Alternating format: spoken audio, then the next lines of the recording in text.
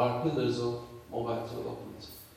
And because of that network effect, the development becomes an emergent property of this interaction of devices and people, many ways of communicating. There's lots to talk about this, but I'm not going to go into details at the moment. I did go over most of these benefits for the government organizations. Maybe one of the things that I didn't really specifically say, but by default it is there, like reaching to the wider citizens. Because if you have a fixed network, you can only go a certain mile. Yeah? But if you have mobile applications and services, you can reach wider communities, especially with this penetration rate. And governments can become more inclusive. Even for the disabled people, for example. So you can have mobile devices helping them to do certain things that they are not able to do normally. And for the individuals, again, we did talk about all of these: economic welfare and social development, information access, equality, participation, very, very important. And facing less progress. But there are, it's not easy to have mobile government we've been all talking about the positive side of it, but it's not so easy to launch mobile government in any country. So there are many challenges. Most of the challenges are about accessibility, and accessibility are related not only to the people's capacity, but also the capacity of the technology that we are using. Mobile devices are small, mobile phones are small, for example, and the applications that you can do on them are very limited. So SMS becomes, in the developing world, for example, SMS becomes much more important than anything else, because there isn't a possibility to do more sophisticated applications. Illiteracy in the developing world, an important problem. How do we solve this? Sometimes they use intermediaries. So whoever can read or write can help someone who doesn't. And voice-activated devices and icons can help. Most of the applications and services or platforms use English language, and the localization becomes important. And the cost of the mobile technologies and applications, again, and the infrastructure, lack of infrastructure. Of those that we are talking, probably awareness is very, very important.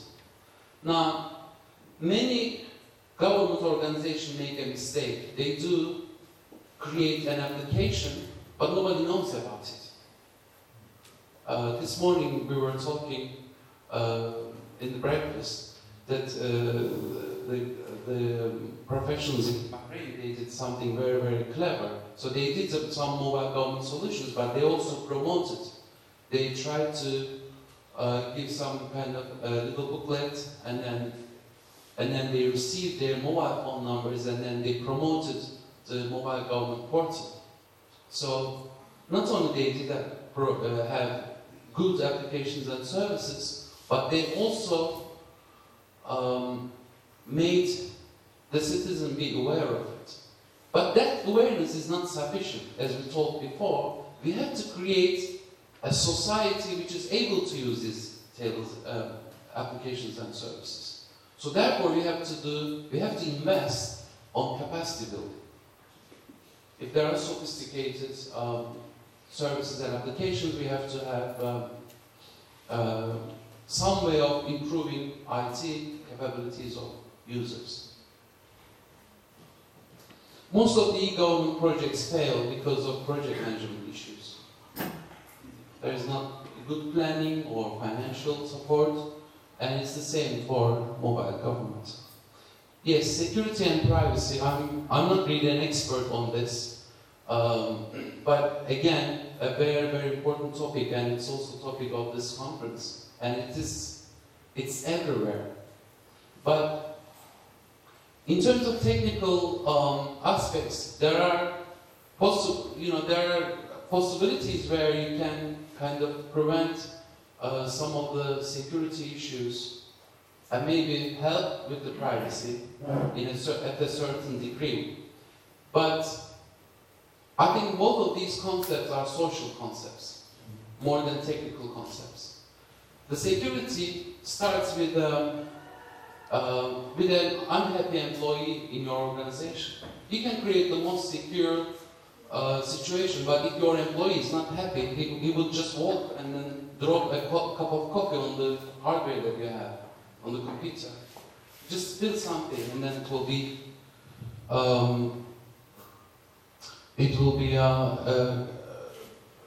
one of your most important focus will be just gone. And the privacy issue is also a double-edged sword. The more we know about the people, about the users, the more we can help to them. Sorry? But the more they give us information, they don't feel very comfortable about. So therefore, this is a double-edged sword. There has to be. I'm not sure how technically can be solved, but I think it's more social as well. Right. Okay. So I'm going to stop here. I wanted to show you a video, but I think it's a very short video, but my network is not. Internet connection is not working. But I'm going to leave this video here, so during the lunch you can go over it if you want to. Now, up until now we've been, so I'm not going to show the video, but I'm going to just finish off with just a couple of futuristic, not so futuristic anymore. I mean, most of the things that I'm going to say are happening at the moment. Now, the things that we've just talked about mobile government here is just the tip of the iceberg. The more is coming. Now, in the near future, everywhere around us will be full of interfaces. In our clothing, under our skin, there are RFID tags under people's skins that they just pass through certain doors and then they do payment, or they just get checked if they are a member of a certain club or not. These are possible. And so, in the near future, what will happen, there will be lots of devices all around us. When we go to the reception, we don't have to talk to someone to do our check-in. But there will be a device there which will understand about our identity, and then it will tell us which room we have to be staying. So therefore, all these mobile devices will be all around us. They will communicate with each other. So not only human to machine to human communication will be possible, but machine to machine with the intelligence at the background will be possible. So if you think about this scenario, it's very important that whatever we are doing, we look at our solutions either in e-government or in anything that's related to the internet, to look at our solutions, whether they are mobile, whether they are interactive, and whether they have intelligence. So those three dimensions are very, very important. So I'd like to stop here without taking so much of your time, and thank you for listening to me.